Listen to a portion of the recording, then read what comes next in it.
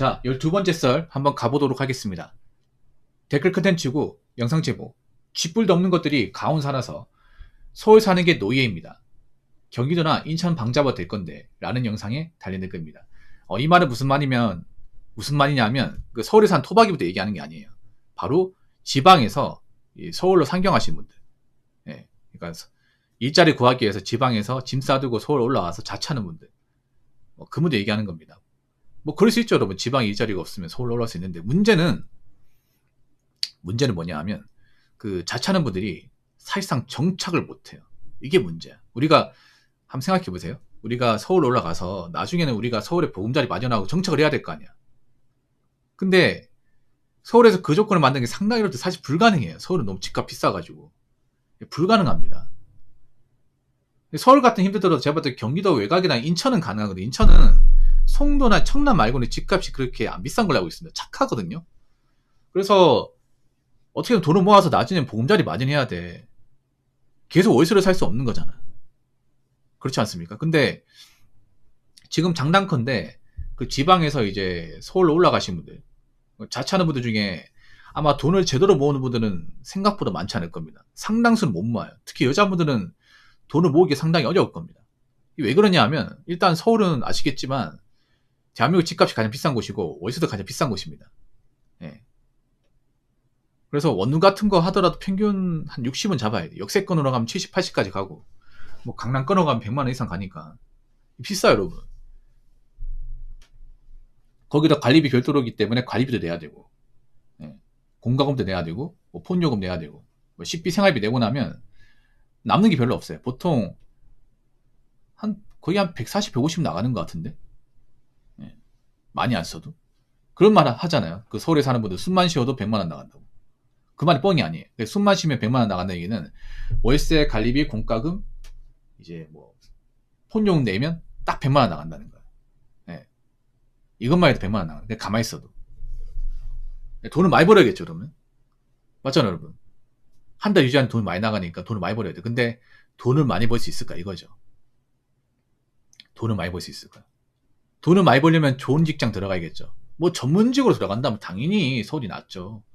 서울에 전문직 그런 대형 로펌도 많이 있고 대형 회계법인도 많이 있기 때문에 그런 데만 들어갈 수 있으면 당연히 서울 가야지. 짐 싸들고. 왜 지방에 있습니까, 아깝게.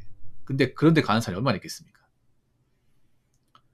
그런데 무슨 이제 로스쿨 합격해서 대형 그 로펌 간다거나 아니면 회계사 시험 붙어가지고 대형 회의법인 간다거나 그러려면 학벌이 좋아야겠죠. 스카이 정도 나와야겠지. 근데 지방에 서울로 간 사람 중에 스카이 학벌에 전문시험 붙은 사람들 얼마나 있겠냐고. 거의 없어요, 여러분. 거의 없습니다. 거의. 그러면 우리가 알고 있는 그런 공중파 있죠. 그런 공중파나 아니면 종편 채널, 그러면 이제 아나운서나 방송국 PD, 기자 이런 거 해야 되잖아. 이런 거 이제 붙으려면 정말 붙는 사람이 얼마 없죠. 그러면 정말 극소수만 그런 일을 하고 나머지는 그런 일을 못한다는 거죠. 그러면 서울에서 어떤 일 하냐 말이야. 보통 서울에 그 사무직 중소기업이 많아요. 사무직. 그러니까 그게 있어. 뭐냐 하면 지방에는 그런 사무직 일자리가 많이 없거든요. 대부분 공업단지잖아. 공업단지는 사무실 직원이 얼마 없어요. 저도 중소기업 출신이기 때문에 이건 잘 압니다. 보통 중소기업이 이제 인원수가 한 20명 되면 사무실 직원은 한 3명밖에 없어요. 보통 여자 경리 1명, 설계팀 1명, 사장이 영업 하면 4명 끝이야, 이게. 좀 사람 많은데 한 200명 되는데 가면, 그런 데 가면 이제 부서가 좀 있는데 그래도 얼마 안 돼요. 보통 중소기업은 현장 직원이 한 8할 정도 된다 하시면 돼요. 8할. 현장에서 기계만 치고 연장만 치고 하시면 돼요. 8할 이상. 거의 대부분 이런 식이에요. 한 중견기업, 대기업 가야 사무직 티어가 좀 많아지는 것 뿐이지 대부분 현장이 현장. 그리고 대기업 가도 생산직이 주지 아닙니까? 인원수가. 서울 같은 데는 그런 오피스가 많거든요. 오피스. 그러니까 사무직만 하는 곳이 많아요. 그래서 사무직으로 일하는 분들이 서울로 많이 가. 특히 여자분들은 사무직 일하고 싶어 하잖아요. 공장에 일하고 싶은 사람 누가 있겠냐고. 공장에서 기계만 치고 연장만 치는 사람 누가 있겠냐고. 애초에 없죠. 그래서 서울을 가는 거예요. 근데 문제는 서울의 중소기업은 제가 월급대를 보면 한 2,600에서 2,800 사이입니다. 더 주면 3,000이에요. 2,400도 있어요. 예, 사무직, 중소기업 사무직 신입으로. 제가 그 서울의 중소기업 사무직 신입으로 들어가신 분들한테 물어봐요. 얼마 연봉 받기로 계약했냐. 보통 2,600, 2,400으로 계약하신 분도 있더라고요. 삼성동에서 예전에 일하셨던 분은. 그분은 3년 전에 2,400으로 시작을 해서 현재 3,000. 한 3년 전에 3,000 정도 받는다고 하더라고요. 어떤 다른 여자분은 한 2,300인가? 그 정도로 계약했다 하더라고요. 그러니까 생각보다 짜요, 서울이. 생각보다 짜. 많이 줄 것 같지만 뭐 지방하고 똑같다거나 약간 더 주는 정도, 한 10만원, 20만원 더 주는 정도야. 근데 그거 조금 더 준다고 서울 살기에는 너무 좀 빡빡하지 않습니까?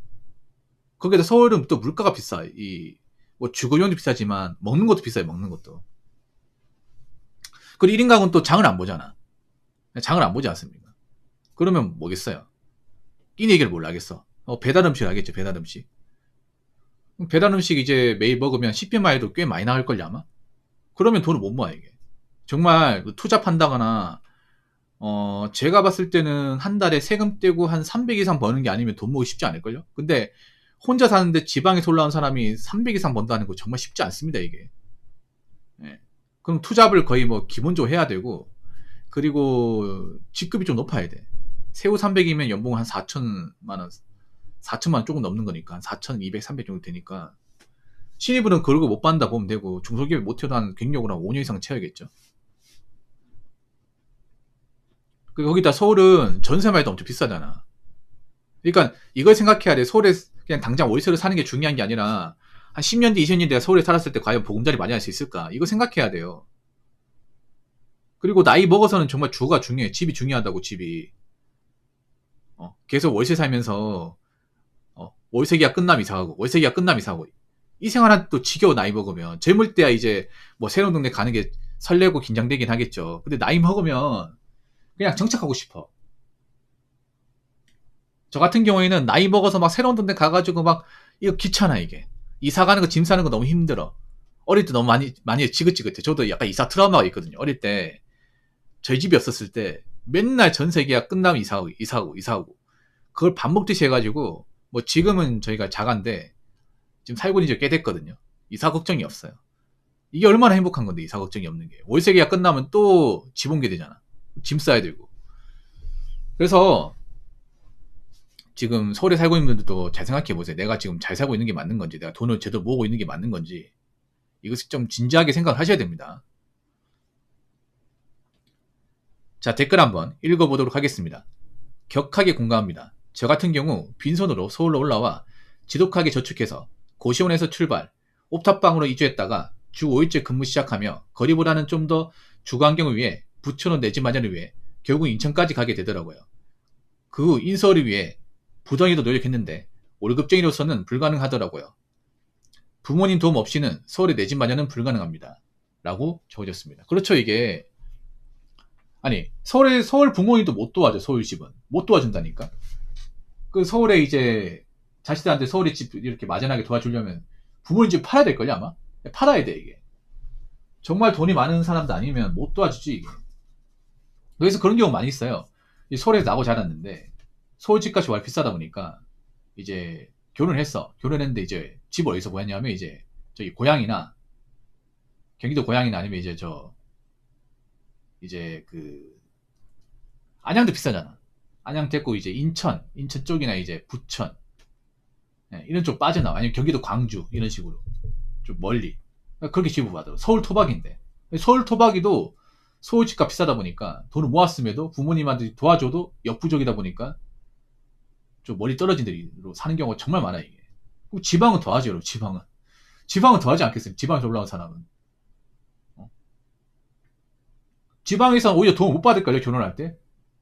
부모님한테 도움 못 받아. 한 5천 도움 받는 건 택도 없어, 이게. 서울에서. 그래서 지금 서울에서 자취하는 분들은 상당수 결혼 못해요. 장난컨대 결혼 못한다니까, 이게. 결혼할 엄두가 안 나, 이게. 각이 안 나와, 여러분. 나 먹고 살기도 힘들어 죽겠는데 어떻게 가정을 꾸릴 수 있겠냐고요. 그래서 이게 걱정이 나니까. 분명히 지금 서울에 자취하는 분들 1인 가구 많은데 이분들의 절대 다수는 결혼 못합니다. 이거 분명히 문제 생깁니다, 분명히. 뭐 지금이야 뭐 어떻게 혼자 산다고 하지만, 혼자 살기 때문에 어떻게 보면 이제 혼자서 어떻게 굴러가지만, 결혼할 거면 이제 내가 능력도 있어야 되고, 벌이도 좀 있어야 되고, 모아놓은 돈도 있어야 돼. 많이 있어야겠지, 서울은. 그렇게 해도 결혼이 될까 말까 한데, 뭐 혼자 사는데 돈도 안 모이고 뭐 벌이가 좀 높지 않으면 사실상 결혼은 힘들죠, 이게. 그래서 지금 서울 사는 것도 좀 길게 봐야 돼요. 10년, 20년 서울에서 이렇게 월세로 쭉 살 수는 없는 거잖아요. 그러면 내가 어디서 정착을 해야 되냐? 이거 생각해야 됩니다. 이 댓글 적으신 분은 그래, 나 현명한 분이야. 그래, 돈을 좀 모으다 보니까 인천에서 어떻게 자리 잡은 거잖아. 네. 나이 먹어서는 내 보금자리 어떻게 마련해야 돼요. 어느 지역인 간에. 그 평생 그냥 뭐 원룸 사는 게 뭐 좋다고 이게. 그리고 월세는 계속 올라갈 텐데 앞으로. 어. 그렇기 때문에 지금 수도권이나 이제 서울 쪽에 이제 상경에서 그 자취하는 분들은 내가 어떻게 해야 돈을 모을 수 있는지, 어떻게 해야 나중에 이 월세 생활 탈출할 수 있는지에 대해서 진지하게 고찰해 보시기 바라겠습니다. 자, 이상으로 12번째 썰 마치도록 하겠습니다.